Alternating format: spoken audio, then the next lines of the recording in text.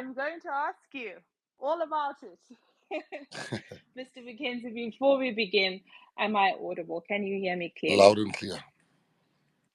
Okay, I can hear you very clearly. So what we can do is when you are speaking, I'll close my microphone so there isn't an echo. And when I'm speaking, if you can just close yours as well, because there tends to be a bit of a feedback. So the last conversation we had was on Thursday, and it was a terrible space. And I'm hoping that this one will not have any of those issues. We did cover a few points that obviously got conversations going. But nevertheless, I would like to delve a bit more into the campaign of the Patriotic Alliance, and then we could save the discussion for the latter part, including the questions and answers, if that's okay with you. But firstly, before we begin, congratulations, 30,000 South Africans, registered voters. I'm stressing that because I think you were very clear on that. 30,000 people in Athlone Stadium. Congratulations for that. And Mr. Gayton Mckenzie, can you please share your experience and what you have took from Athlone Stadium over the weekend? No, thank you very much. I must just correct you, it's 34,000 people. So, listen, we are all in cloud nine. Everybody, there's such a great lesson, which I actually want to tweet about tomorrow. It's such a life lesson for every person on the space, is that we didn't fill up Orlando Stadium and we became a butt of jokes. People were commenting, people were laughing at us. We cut out the noise and we went back to the drawing table. We said, what if we learned from the mistakes we've made in Orlando? And we just put in place a new strategy minus the mistakes we've made. And voila, we got 34,000 people. The stadium refused to let in more people. There were still people outside. In my speech, you'll hear I apologize to those people under correction, but some people said there was around 10,000 people that were not allowed in. Rightly so, because we knew you could only bring 34,000 people in. So I want to once again just say that the life lesson for everyone is that you're going to make mistakes. You're gonna look like the fool, but don't play the fool. Once you've made a foolish mistake or you've made mistakes, ignore the people that talks a lot.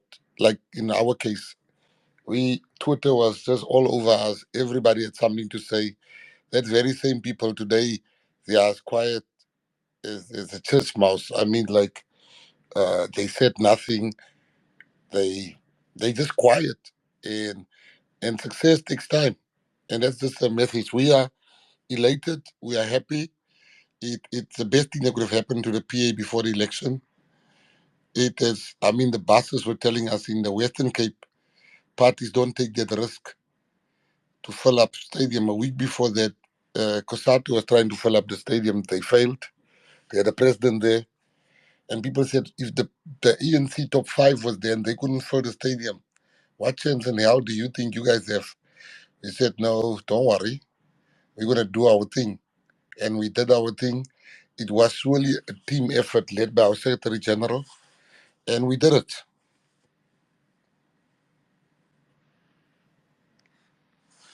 Congratulations for that feat. I would like to begin with a series of questions just surrounding the policy position of the Patriotic Alliance. I want to start with geopolitics, Mr. Mckenzie. If you can, you've made your thoughts and position very clear on the Israel and Palestine situation. I want to ask you to elaborate on your policy position when it comes to BRICS and the African Union in relation, should you become the president of South Africa and get majority in parliament. What is your position on BRICS and the African Union? All right, I will end with Israel and Palestine. Let me start with BRICS. I think BRICS is one of the best things that could have happened to our country. If we are being very honest, we are boxing way above our weight in BRICS. And I just think that we have this toxic relationship with BRICS as a country. We have not fully committed. I mean, one of the most disgraceful things was when a member of BRICS was not allowed in our country, fearing, and we couldn't guarantee that he will not be arrested. I mean, that for me was very disgraceful, let me tell you, because Brazil showed us if you're a country, you need to be a sovereign country, you need to take your decisions. South Africa is part of BRICS. We have a lot of benefit we can derive and are deriving from our association with BRICS. And I just think the African Union for me is that it's a problem when you have the African Union and we all talk there and South Africa is carrying the brunt of the inability of leaders to transform the lives of their own people, and they're running to us, and these things are not even on the agenda of the African Union. What I will say is that we shall remain in the African Union, but we shall bring the real agendas. We shall talk about real issues. We shall ask countries. We shall talk about free trade. We shall talk about uh, uh, the fact that you've got your citizens running here and being a burden of the South African state. It cannot be. So, as far as the African Union is concerned, I just think that it's an organization that's still got a lot to learn. The African Union cannot come out now and tell us economically how how if they strengthen ties with each other and the amount of you look at Russia in China, they can tell you exactly that they spend. Uh, I'm just making an example. They spend 50 billion worth of trade. Now, I would interested to know the African Union need to come out and tell us economically how.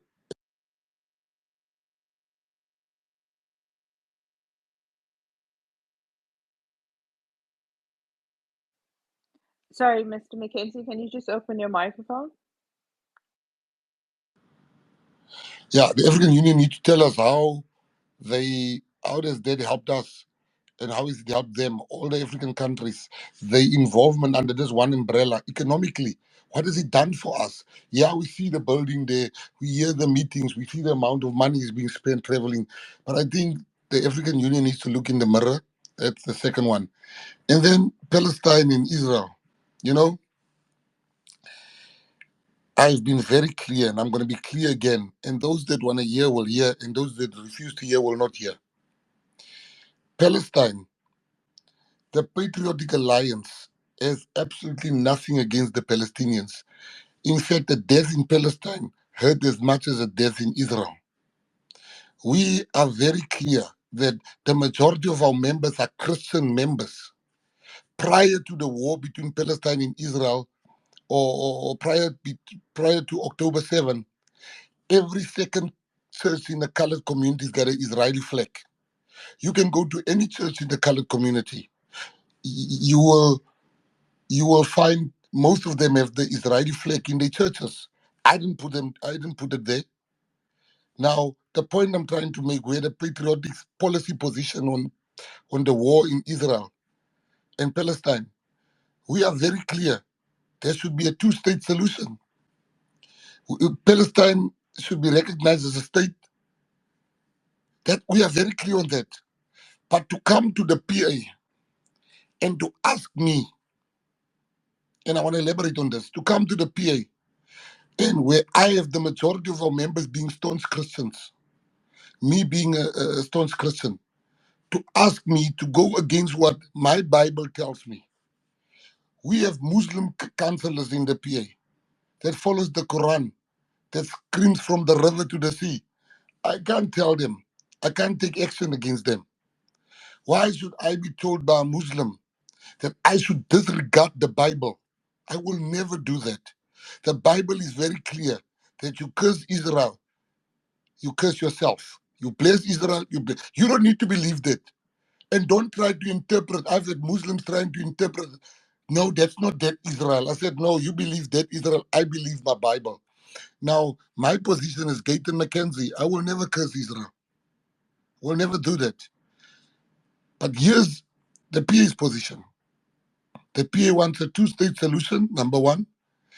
Now tell me, How do I, as a leader, this afternoon, I made it my mission to find out how many people died last night in Palestine, in Ramallah. Nobody died yesterday. Nobody died yesterday in Ramallah. I was in Mitchell's Plain. While I was in Mitchell's Plain yesterday, 5 people were shot dead in Rocklands. 4 people were shot dead elsewhere. So I had 9 people dying yesterday in the time I was there for 5 hours in Mitchell's Plain. In my time being at Mitchell's Plain, 9 of my members were dying. 3,000 of our youngsters die every year on the Cape Flats. I've never seen the ANC government.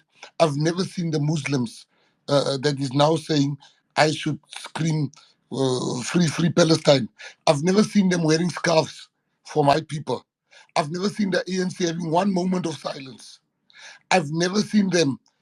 They refuse to send the army, but they're all going to the ICJ and spend 2 billion rand, but they refuse to deploy the army. You see, I'm not going to be politically correct here. Our people are dying. They say the Israelis are blocking electricity. Well, the people don't have electricity in South Africa. There's more electricity in Palestine than there are in our country. They're saying, oh, the Israelis has blocked the water. In Hammanskraal, there's no water for the people.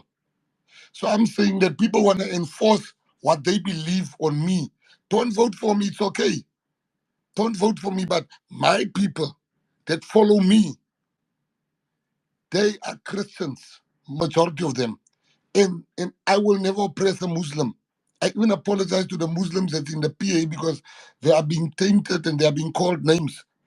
And to come and say that Gayton Mckenzie is a Zionist, I'm not a Zionist, I'm a South Africanist.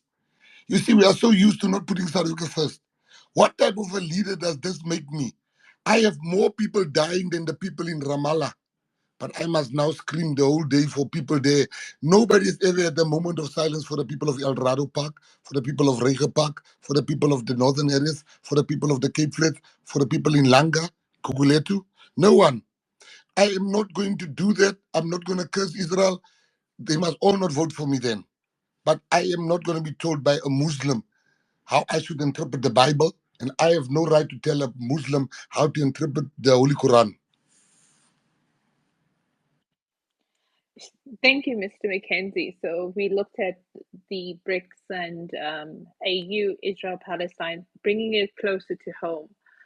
The SADC region, how would you deal with the Zimbabwean crisis? No, you see, there's no crisis in Zimbabwe. Let them not tell you there's a crisis in Zimbabwe. Let me tell you what happened in Zimbabwe. There was a crisis in Zimbabwe. The very same Zimbabweans, I was in Zimbabwe. Let me tell you, I used to have lots of businesses in Zimbabwe. And we used to invest greatly in Zimbabwe. In Zimbabwe, I was there when they removed white people forcibly out of the country. They didn't remove South Africans. They removed Zimbabweans that are white. Some, they killed some of them. I was there when these things happened. I was there when these things happened, when they would remove people forcibly from their farms. That very same ones today, they've removed their own nationalities. A Zimbabwean removed a Zimbabwean of a lighter skin, and they took over the farms. Some of them took over milk farms. They slaughtered the cows for meat, the milk cows. Now today, they are coming to our country. When they had the time to go and vote, they say Mnangagwa is oppressing them. Now, I am asking you one question. If Mnangagwa is oppressing them, they had the time, they had a chance to remove Mnangagwa from power. Have they removed him? No, they've not. You see, we are not, South Africans, we are too hardcraperig. We are not talking the thing as it is. They have not removed Zimbabwe. The voting day, they were all running around here in Hillbrow. They were all running around serving here in restaurants. Then they say we have a crisis. Elections solves crises. That's what elections does. Elections gives us the opportunity to remove people if we feel that they are crisis leaders or they put us in crisis circumstances. Zimbabweans, if it's such a crisis, if Zimbabwe is as bad as they make Zimbabwe to be, why are they going back to the bad December? These people are not, there's no crisis in Zimbabwe. In fact, I think Zimbabwe is a country that's going forward. They come here, instead of talking about Nangakwa, they talk about our politics. Gayton this, Gayton this. I'm looking at them like, look at these ones. Instead of speaking, how can they sort out problems there? They are busy here. I am saying to you, there's no crisis in Zimbabwe. Zimbabwe is an emerging economy. Zimbabwe has a less unemployment figure than South Africa. Zimbabwe will very soon have more millionaires than South Africa. While they're coming here, it's those people that Zimbabweans are going forward at our expense. There's no crisis. If there was a crisis, there's war in Burundi and there's war in Ukraine. My friends in Ukraine that is here by my place in Cape Town, some of my friends from Ukraine are staying in one of my places in Cape Town. And they said to me, I said to them, hey guys, don't you miss Ukraine? They're like, no, we don't. How can we miss a place that we're going to die at? This one's in Zimbabwe, the Zimbabweans, they miss home so much that you will see lines and lines and lines and lines and lines. So what type of crisis is this? They must not talk the government bad. Let them go and vote for a government that they want. We will vote for a government that we want in the next 2 weeks. Thank you, Mr. Mckenzie. Okay, so since we in the SADC region, we're going to look at immigration. You've you've been very vocal on immigration in the country. I listened to an interview earlier today, and you said you're going to build a wall that's going to cost 1.2 trillion rand. Um, Many people say that you are the so-called Donald Trump of Africa, that your plans of building a wall and mass deportation will never come to fruition, and that you are blaming migrants for the internal issues within the country. Many also claim that you are pretty much, I'm not saying that you are, but a one trick pony, using the economic issues within the country, uh, and focusing it on immigration when immigration is not necessarily a crisis in the country. How do you respond to these types of comments and allegations? All right, I'm going to post the interview I had with Nigel Lafarge tomorrow. He's the one that's calling me in London. He calls me the African Trump, the Black Trump. And a lot of people say, yeah, you are the Black Donald Trump. I see that as a compliment. I love Trump very much, and I want to make it clear. I love who he is, what he represents. I love that he's straightforward. I love the fact that he has no time for illegal immigrants. So when you call me the Black Donald Trump, or not yourself, but when they call me the Black Donald Trump, then they think it's an insult.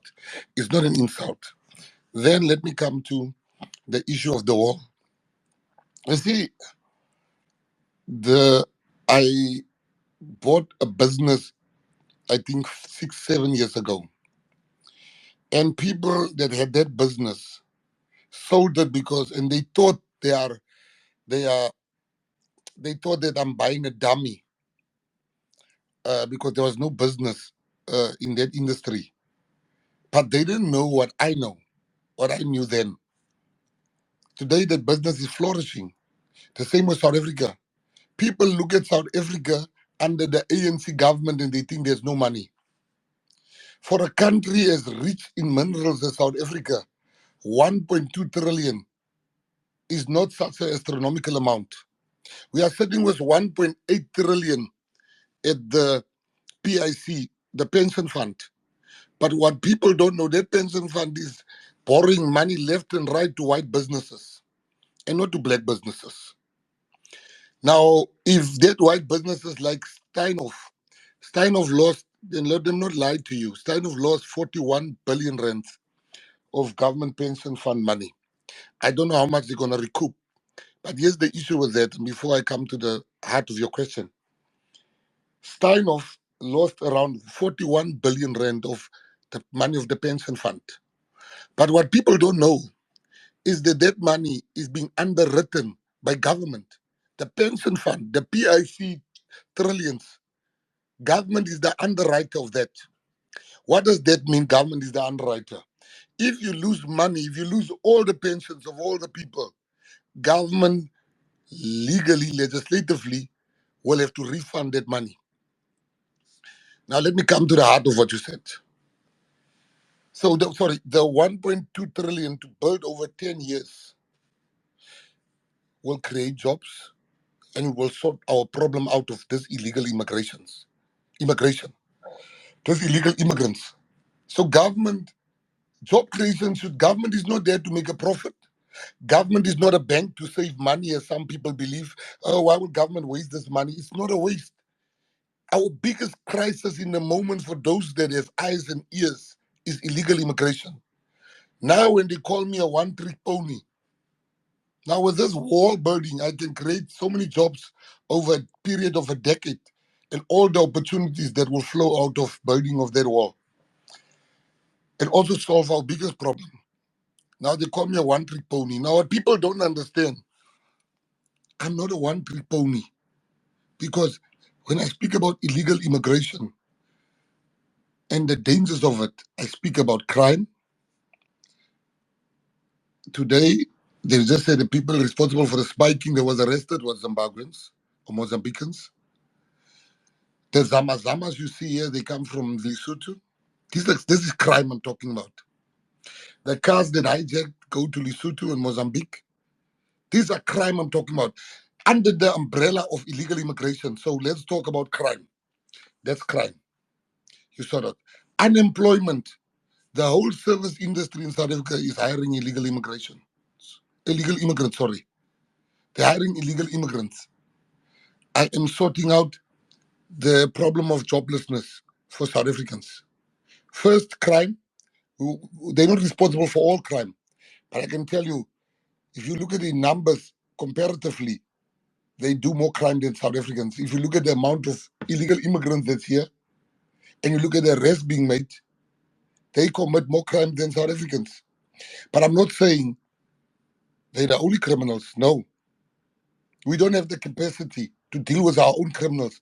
Why would we still want to deal with tourist criminals coming here? Economic opportunity. $1 billion industry is the tuck shop industry. They have nationalized the tuck shop industry in South Africa. And all the major food companies, they are now getting what they planted. Because when they refuse to sell to South Africans, I'll make you an example. In 2020, during COVID, these people bought out all the cake flour in South Africa. And this is a fact I'm telling you. The Somalians put money together, they bought out all the cake flour during COVID. And when they bought out the cake flour, they were the only ones with cake flour. They bought out two things. They bought out all the cake flour, they bought out all the tin fish. And they were the only ones in the country that did that. And the price of tin flour and cake and tin fish, you couldn't find it on the shelves. It went sky high.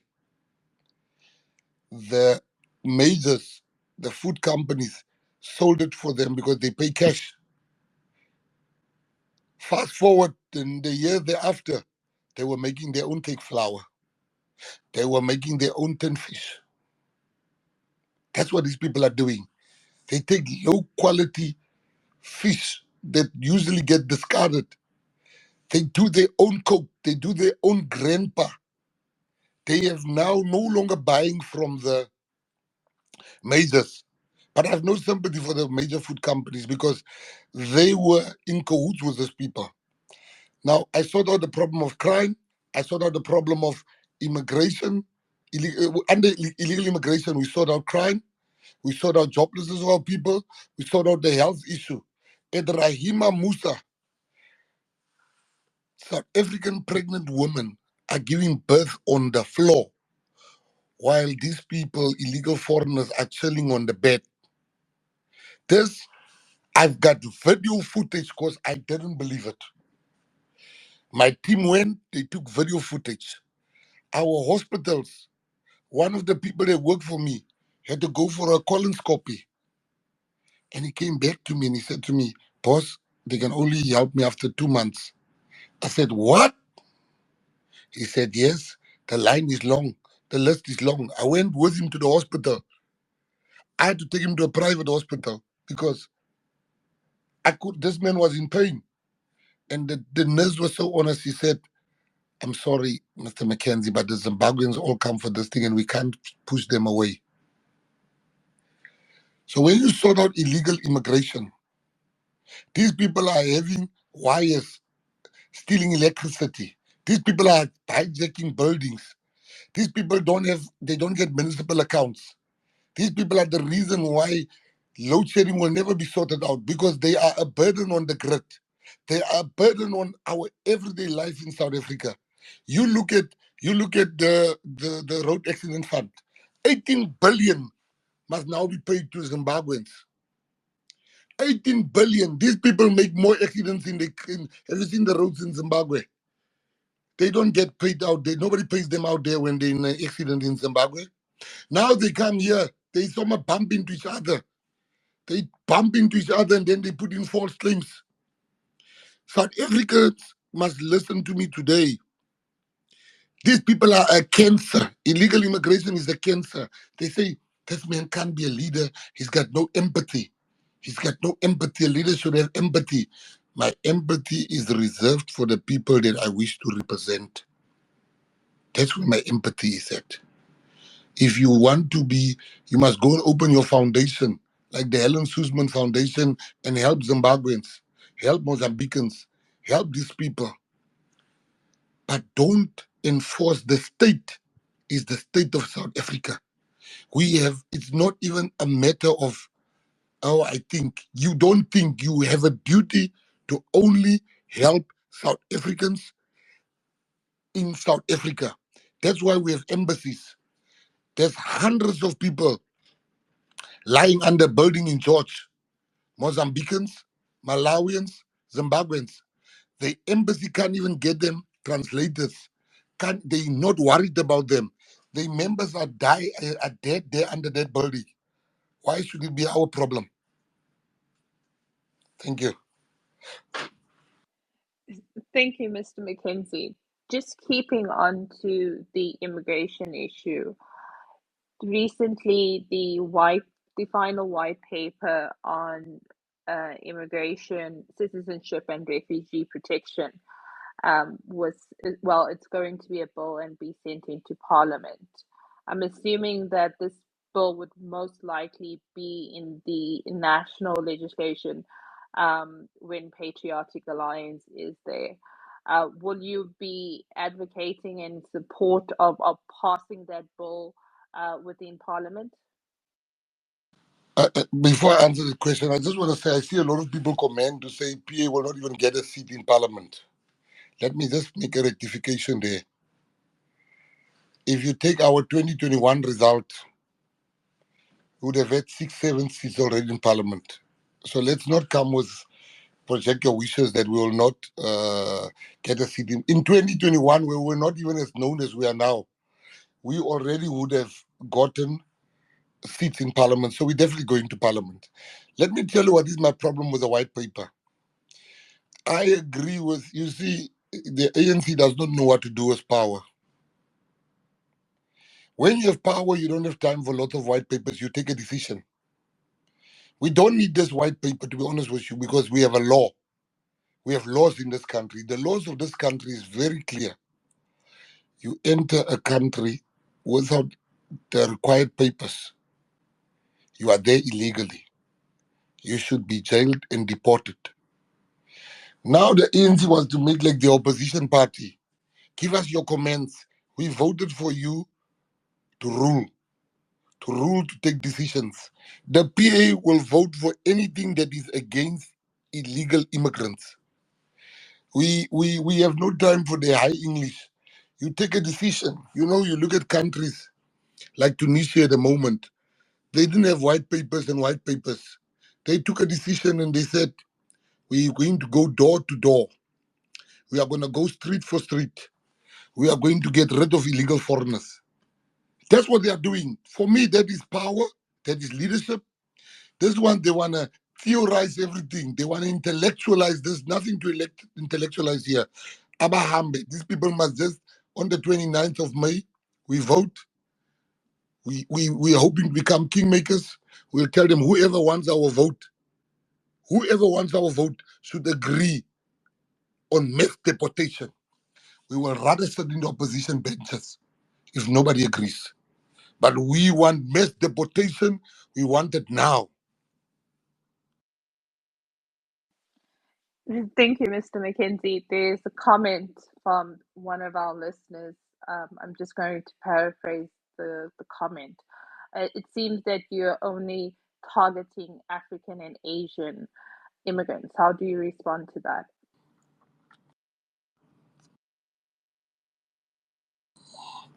You know, it is when we say mass deportation, I will answer in two parts. When we say mass deportation, we've never said mass deportations of only Africans. We are very clear. We say mass deportation of illegal immigrants.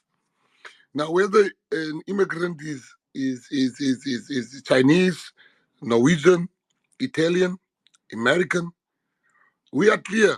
We say mass deportation of illegal foreigners.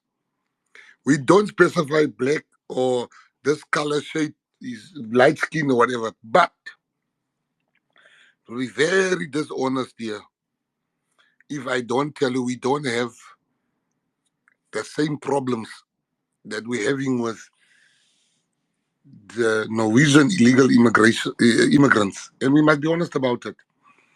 These ones are directly competing with us here for jobs.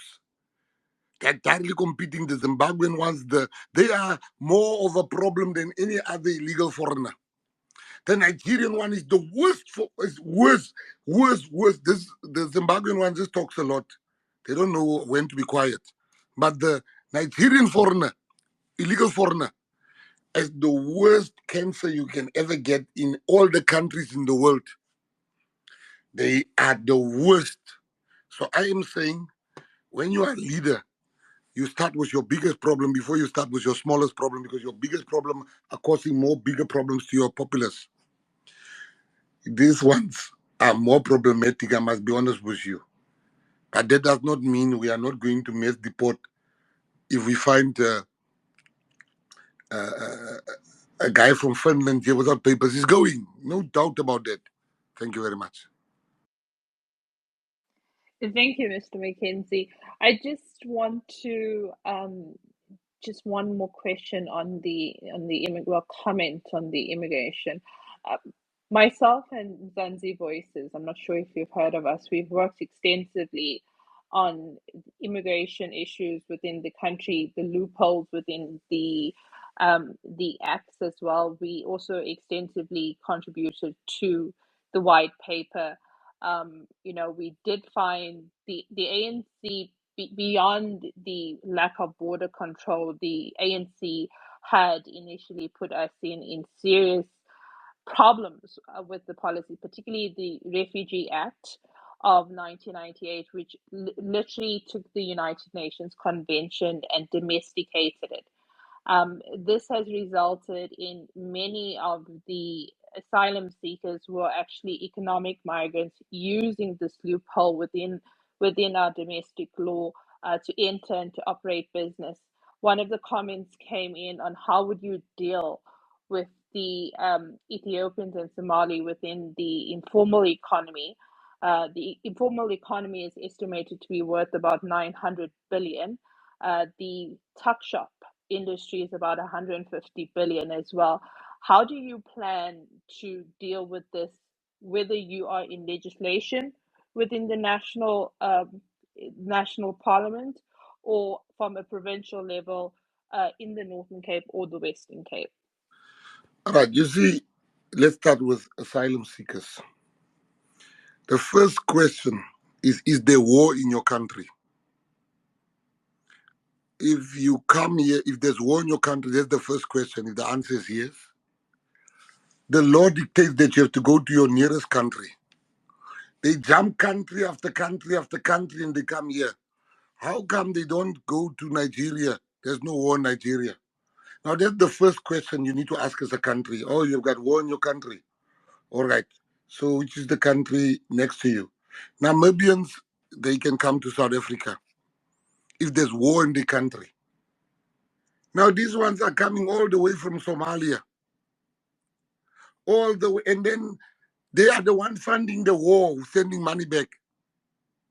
Where's the profit they make? It's not in the South African banks. They are here to fund the war so that their brothers can run away and jump all these 3,000 countries you get to come to South Africa. The second question you must ask,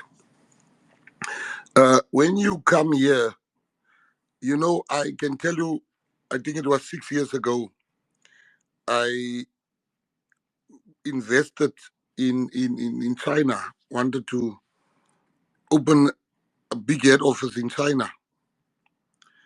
And the Chinese were very clear with us. We can give you all the approvals, but you can't open it in Guangzhou. We wanted to know, we got lawyers in, why can't we open in Guangzhou? They say because it's a high impact economic zone. We've created special economic zones for people like you. The second best one, the best one is only reserved for Chinese. I'm like, okay. And this is a true story with paperwork to back it up. That the Chinese were very clear that you can't open here. We keep the best for our own people. And I didn't say anything wrong with it. I was annoyed, but I didn't say anything wrong with it because a state exists solely to look after its citizens first and foremost. Now, when you come here and you open a tuck shop in a person's yard that is not zoned for tuck shops, let's start there. You come here and you bring your whole family, you sleep in that tuck shop.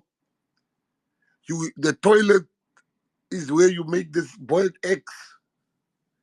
Like, it's just a mess. These people, now, how will I deal with them?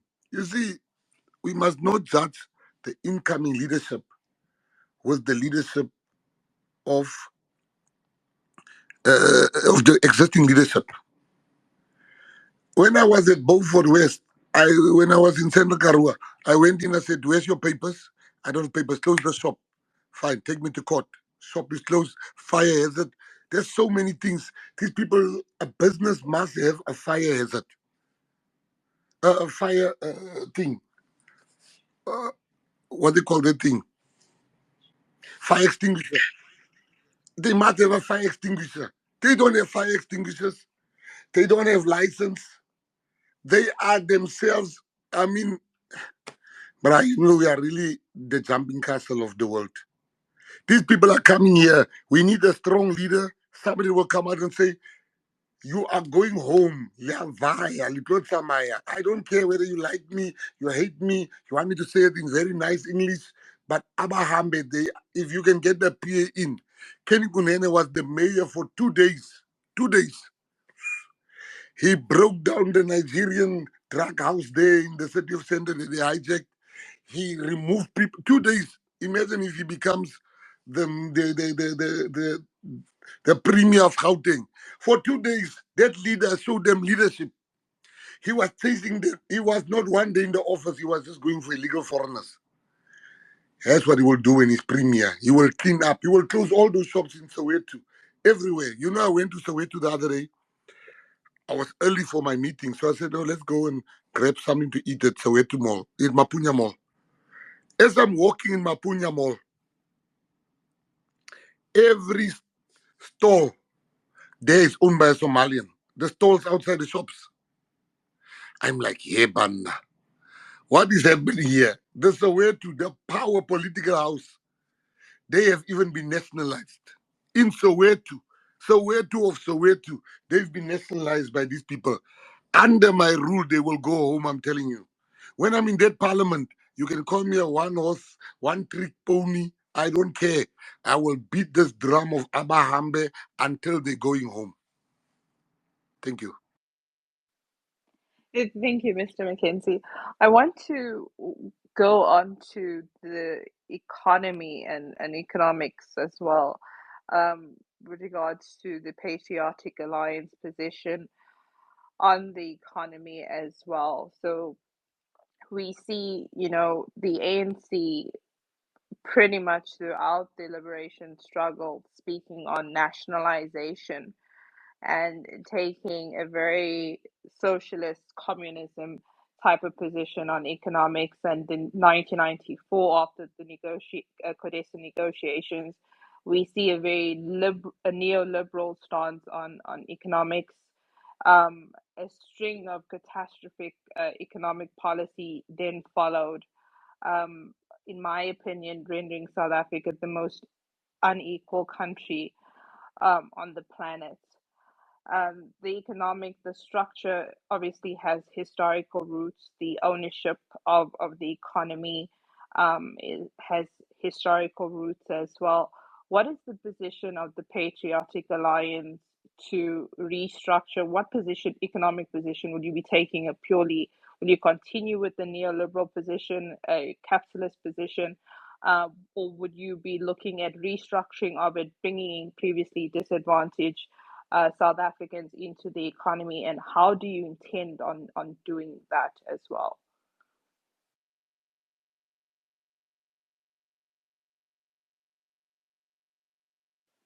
Mr. The Mckenzie? problem with our economy is multifold. Let me explain to you that. Let's start with the most hotly contested issue, or the one that is really causing a lot of division amongst political parties. We must be, sometimes on a deeply personal level. My grandparents lost land. My aunties in District 6 house were taken. So I would love to have expropriation without compensation. I would love to have that. But understanding the economy, the world economy, it is impossible to have that and to survive because we are not the captains of industry as South Africa yet. So what we are saying is the Patriotic Alliance, we will have expropriation but with compensation. I was just giving you a personal view of what I would have done, but I cannot do it. So, because you see, the lifeblood of any economy is FDI, foreign direct investment. Now, once you lose property rights, nobody's going to invest in your country. Let nobody tell you that I'm an international investor. I'm telling you. Once you lose property rights, now people are saying, yeah, no, we don't care about them. Then you don't know how the world economy works or how it functions. You look at a country like Venezuela, it's the best example of a country that had this type of gung ho attitude. We don't care, we don't care, we don't care. Simply, you go next door to Zimbabwe, how they were evicting the white people from their farms, but now they're paying the white people to come back because they've learned the lesson which we should be learning from the Zimbabweans. It doesn't work. It is not an issue of is it right or is it wrong. The question should be is it workable? So that's number one. Number two is BE. I have a company that puts BE deals together. And I can tell you it's the most unworkable thing because BE is only empowering the connected few. And that's an uncomfortable truth that guys like myself don't want to admit. What will we do different? Firstly, we will have expropriation with compensation as the Patriotic Alliance. Secondly, with BE, we shall cancel BE in its totality. What we will put in the place of BE who will, you see, because in business, to tell a white man, you have to have this black partner. Business doesn't work like that. You can't force people. Business partnerships is like a marriage. You gotta, there's some report amongst us business people. We take a beer together, we play golf together. But now when you have somebody that has a different vision that you have, business can never work. Even plowing money back in the country as a business. Now, BE will cancel in its totality. We will put in the place of BE. We will tax the companies. We will pay, all companies should pay 1% of turnover, not 1% of profit. 1% of turnover they should pay towards an empowerment fund. That empowerment fund will become $1 trillion empowerment fund in no time, because uh, there will be no accounting gymnastics like you have with BE. Now, if you have 1% of turnover of every company that's profitable, that every company in South Africa, and that fund must be administered by the private sector. That fund will operate no differently than a bank. It's an empowerment bank where emerging entrepreneurs that's not white can apply for loans at that bank. Because what is stopping the black entrepreneurs today is collateral. The bank demands collateral from them. And unless your father left you inheritance, where are you going to get collateral? Now, this bank will operate outside collateral. You don't need to have collateral. Your skin color is your collateral to the bank. But if you default on your first loan, you are not eligible for a second loan. So that we stop empowering the same people over and over again. Then number three, you know, you can't have Tebucho in Soweto compete with Bidvest. Let's look at a company like Bidvest. They do everything. You go to let's take a walk down the airport. When you stop at the airport and you go to the toilet, you wash your hand with Bidvest soap. When you go sit at the toilet, you use Bidvest toilet paper. When you go and dry your hands, you use Bidvest. When you go to the lounge, you use Bidvest. When you get to the bus, you use Bidvest. When you rent a car, you use Bidvest. These people have nationalized parts of our economy, and that cannot be right.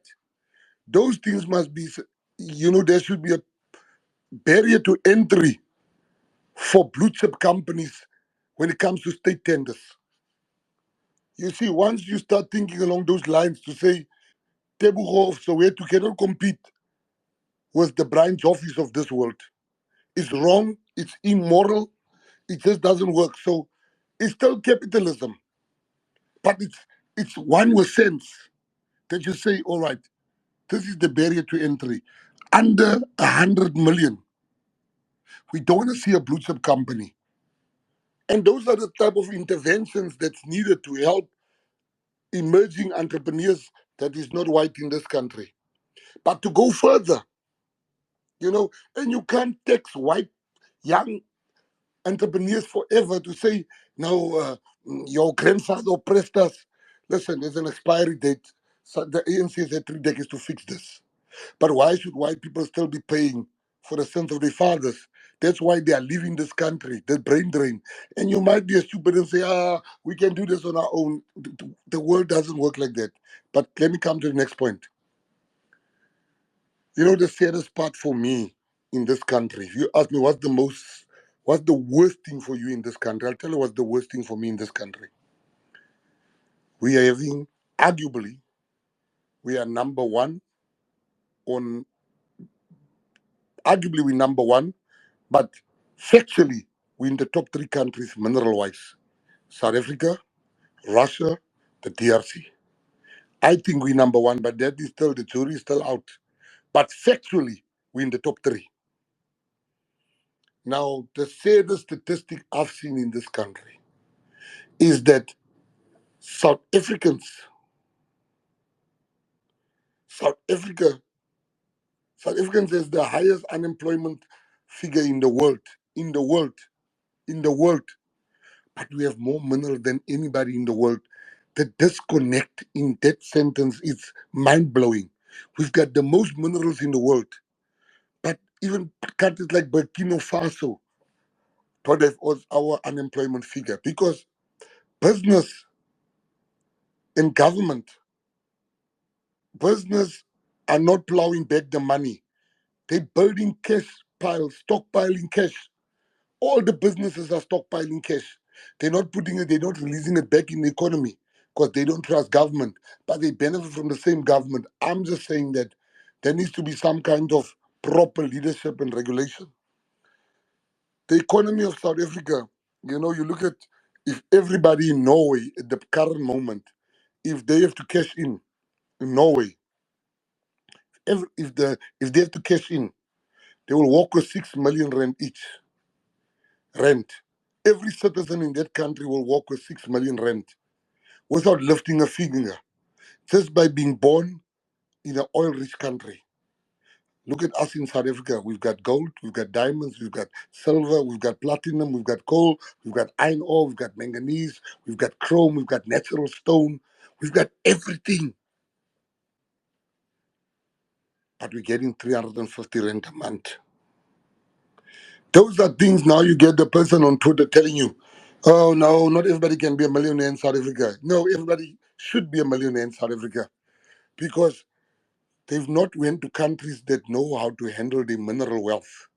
South Africa is rich in mineral, and South Africa is being exploited by these major companies in South Africa. They are bleeding this country dry. They're doing price transfers. They're doing profit hiding. There's so many tricks these people are doing, which you need a strong government to call them to order.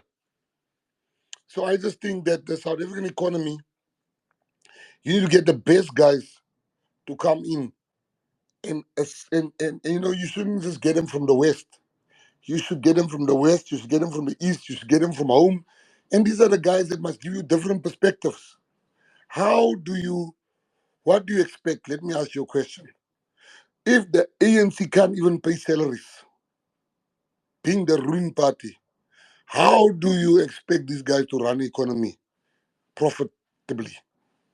Thank you. Thank you, Mr. McKenzie. I have so many questions, but I'm sure the listeners do as well. But I just want to stick on the economy and the economics from the comments that you made. You said that FDI is the I think lifeblood of any economy. But in economics, FDI follows economic growth. Currently, South Africa's economic growth is stagnant.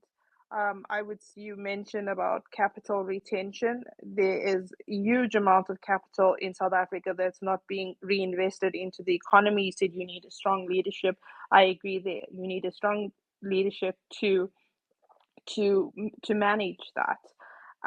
But looking at the fund that you speak about, how necessary will this foreign direct investment be if there is capital within the country and if there is going to be a fund to be able to fund uh, previously disadvantaged South Africans and to invest that within the economy?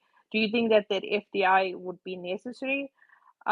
Just on that point, um, would you say that it's too late to expropriate without compensation, and that 1994 should have been the time that would have happened? And also, don't you think it's a bit hypocritical to remove BEE when you have been a beneficiary of BEE?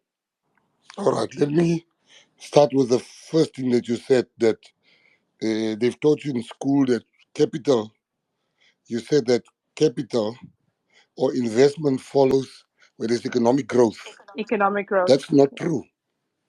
There's what you call risk capital. Risk capital does not follow the path. Risk capital follows the return. Where can they get maximum returns? And maximum returns is usually not in safe countries. There's a steady course of growth. But when you look at the DRC as an example, why is it that so many investors are investing in the DRC where there's war? Because the returns are astronomical. So the big money is risk capital. So yeah, you get the safe havens where people invest, but you know what? That is not entirely true to say that people only invest or majority of people invest where the country. I know of guys that they will never invest in a safe country because the returns are also safe and marginal and respectful returns. But the guys want wild returns and they take wild chances because they've got risk capital. You have angel investors that invest also in countries where there's basically no return. Maybe they'll just get their money back. That's the angel investors. So you get different classes of investors. So that's the first one. The second one, you know, the issue of I have I've not made my money through BE.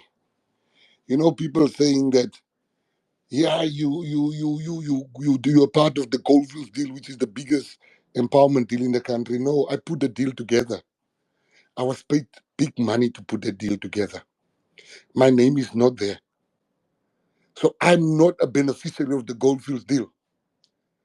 My shares in the diamond industry, I'm still paying it off. So I've never sat in a deal and I got a check as Gayton Mckenzie because and I'm saying this as a politician, somebody can come tomorrow and say, no, you're paid this amount of money because it's your BE dividend. No, I've always been a partner that buys my shares. So let me just, but I'm not saying that my friends have benefited. But you see, when you are a leader, you don't take decisions that's personal. You take decisions that benefits the majority. Even if I, for instance, let's say, for instance, I benefited from BE, that shouldn't mean that I should be taking decisions because I benefited. That's not true leadership. True leadership is saying, listen, I've benefited from this thing, but the majority of people didn't benefit from this thing. This thing is not working. So we can't follow that line of benefited and stuff like that. And then your third one, you say, is it too late for expropriation without compensation? I have been a proponent of expropriation without compensation. It is never a good time to expropriate without compensation in this economy. The Chinese told us that it is never a good time to expropriate without compensation.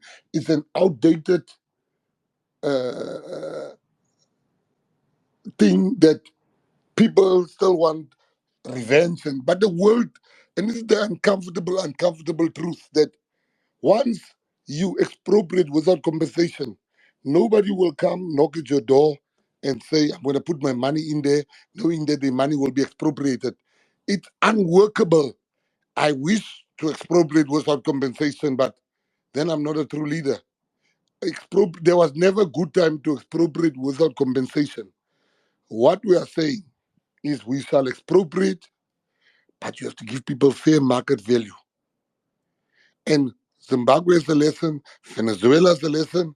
I can tell you countries where that has learned the hard way. We don't need to learn the hard way. We don't need to learn the hard way. We can learn through other countries' mistakes. Thank you. Thank you, Mr. McKenzie. Just one question on the economics and employment as well. You've made some comments on the trillions of cubic shale gas within in the Karoo. Do you want to further expand on what would your position be on that and just overall mineral resources in the country? Do you believe that it should be in the hands of citizens?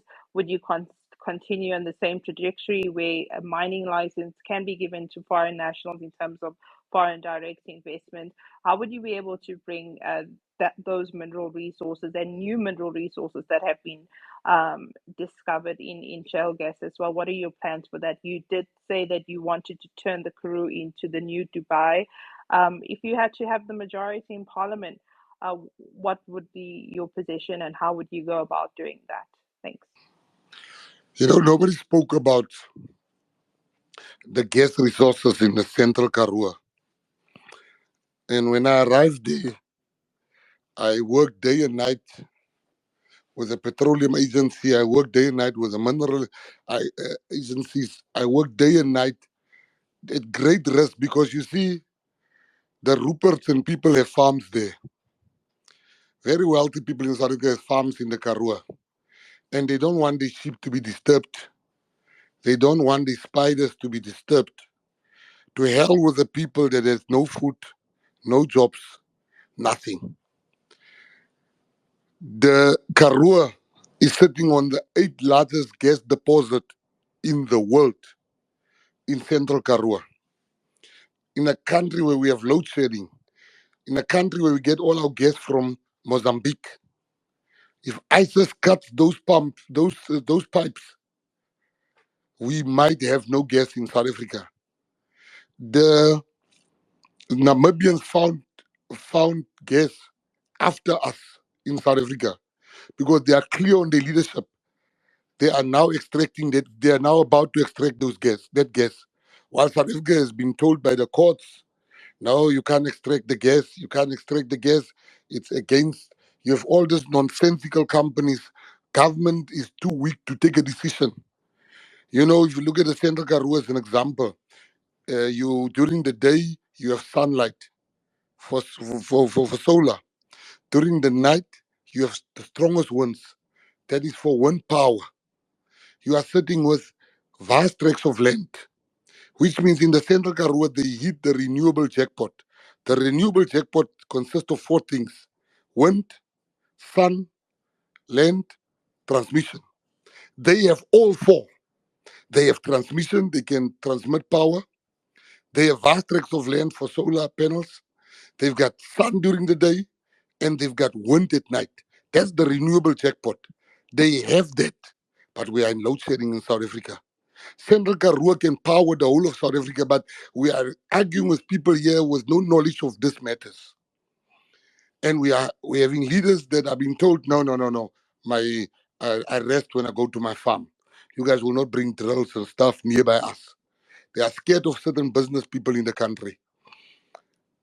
The TCFs, trillion cubic feet. Now I want to try it with respectfully to just give an example to your listeners of what we're talking about when we say 300 TCF. The South Africans made the study and they found 280 TCF proven, trillion cubic feet gas reserves proven. That's the South Africans. I have a report when I was a mayor on my desk where the Americans came and they did the same studies the South Africans did. And they said we're having 350 TCF. Now, to make you an example, just so you understand, to bring it into context, most gas was built on 2 TCF. They've only used 2 TCFs. Sasol has not used more than 8 TCFs. Sasol. Now you must understand what the Central Karoo is sitting on. But because of wealthy people that feels that their farms they must be protected, the sheep must be protected, and that's why they ridiculed my suggestion that I want to turn it into a Dubai. Because for the people that economically astute, they understand Sasol was built out of 4 TCF. Mosges, 2 TCF. Central Karoo is sitting on the eighth largest gas deposit in the world. You can build 10 Dubais with that gas. 10 Dubais. This is the world's eighth largest gas deposit. Now, in mining, you have what you call a BFS, a banking feasibility study. So when you borrow money from the bank, as a mining company, the first thing they want to see is that when they do your banking feasibility study, do you have the minerals? Is it proven resource? That's why we spend so much on geology. The gas I'm talking about is not unproven. It is proven. It just needs to be extracted. And that's why you see I'm being fought left, right, and center in the media and ridiculed about Dubai. There's the evidence. The paperwork is there. You can ask anybody at PASA, you can ask anybody at the DMR, they cannot deny that. Why are South Africans without jobs when there's so much gas they can give them jobs? We can build, like, it's really a joke. It's really a joke with what they're doing to South Africans. Thank you. Thank you, Mr. Mckenzie. Just before we continue, I just want to confirm your availability on time, so I know how to structure my next few questions before we go to the Q&A. Do you want to just confirm how much time I have with you? I said between 7 and 9, we are still there. I can still stay another Uh, 50 minutes.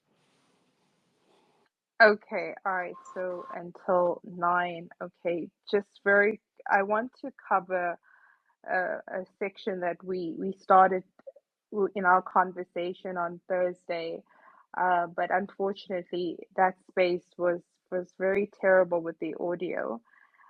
It was on the colored question, and I hope that you and I could have this